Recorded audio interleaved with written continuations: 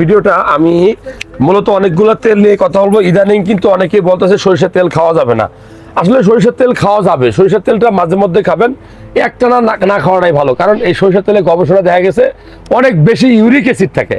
তো যাদের গিরায় ব্যথা থাকে, হাঁটুতে ব্যথা থাকে, আপনার মা বাবা যারা বয়স্ক মানুষ, তাদের জন্য এই তেলটা যদি আমরা খেয়ে অভ্যস্ত, অনেক মজাদার। তো এটা একটু কম খাবেন। সবচেয়ে বেশি খাবেন কোন তেলটা? কম টাকার মধ্যে, সেটা হলো যে এটা উঠে রাখবে। এই যে এই তেলটা খাইতে পারে, এই যে আমার হাতে যেটা আছে সেটা হলো সানফ্লাওয়ার, সূর্যমুখী তেল।